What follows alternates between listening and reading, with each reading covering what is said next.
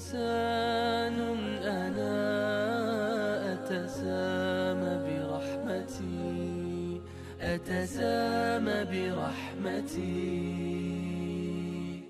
السلام علیکم ورحمۃ اللہ وبرکاتہ. ناظرین، مرسی ٹی وی پر آپ کا استقبال ہے.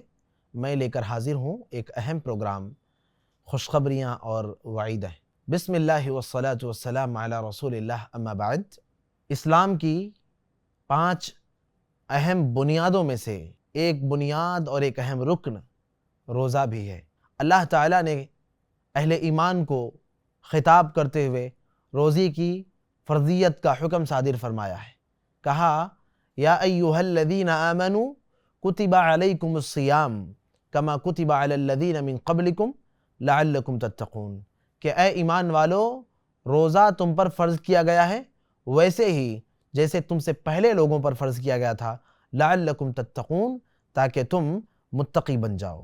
تو روزہ، اس کی فرضیت کا اہم سبب تقوی اختیار کرنا ہے. روزے دار اللہ تبارک و تعالیٰ سے خالصتاً ڈر کر اور اس کی رضا کے حصول کے لیے روزہ رکھتا ہے. چنانچہ اللہ کے نبی صلی اللہ علیہ وسلم کہتے ہیں کہ اللہ تعالیٰ فرماتے ہیں، حدیث قدسی ہے، کل عمل ابن آدم لہ الا الصیام فانہ لی وانا اجزی بہ، کہ ابن آدم کا ہر عمل اس کے خود اپنے لیے ہے سوائے روزے کے، کیونکہ وہ روزہ میرے لیے رکھتا ہے اور وَأَنَا أَجْزِي بِهِ، اور میں روزے دار کو اس کا اجر خود اپنے ہاتھوں سے دوں گا. روزے دار کے منہ سے آنے والی بدبو یہ اللہ تبارک و تعالیٰ کے نزدیک مشک عنبر سے بھی زیادہ محبوب ترین ہے. اطیب عند اللہ من ریح المسک، مشک سے بھی زیادہ اللہ تعالیٰ کے نزدیک محبوب ہے وہ بو. اسی طرح سے روزے دار جب روزہ رکھتا ہے تو اللہ کے نبی صلی اللہ علیہ وسلم فرماتے ہیں، اللہ تعالیٰ کہتا ہے کہ یہ روزے دار، اس نے روزہ میرے لیے رکھا ہے، لہذا اللہ تبارک و تعالیٰ اس کے لیے جنت کے اندر اسپیشل انٹرنس، یعنی خصوصی دروازے اس کے لیے مقرر فرمائے ہیں. اللہ تعالیٰ نے اسے، ان دروازوں کو باب الریان کہتے ہیں.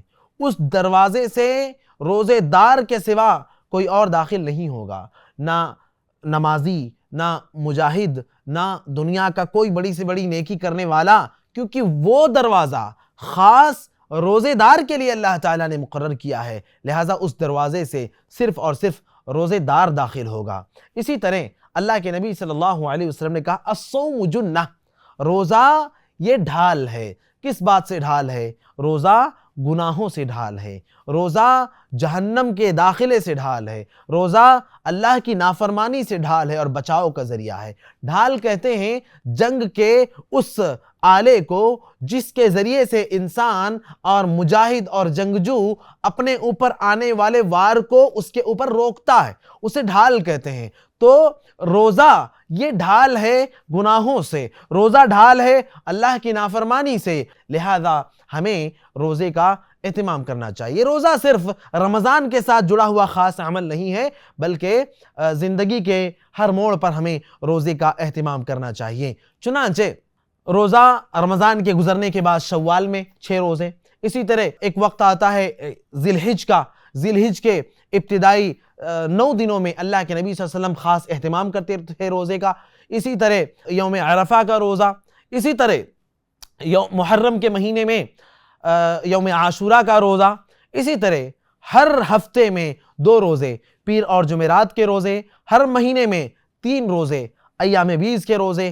اسی طرح اگر ایک انسان ہے وہ شادی کی استطاعت نہیں رکھتا ہے، اس کے لیے ہے روزہ، کہ آپ صلی اللہ علیہ وسلم نے فرمایا من استطاع منکم الباءۃ فلیتزوج وان لم یستطع فلیصم، کہ جو تم میں سے شادی کی استطاعت رکھتا ہے وہ شادی کرے، اور جو شادی کی طاقت نہیں رکھتا اس کو روزہ رکھنا چاہیے. تو روزہ یہ گناہوں سے ڈھال بھی ہے. جب انسان روزہ رکھے گا تو وہ گناہ کرنے سے اپنے آپ کو باز کر لے گا.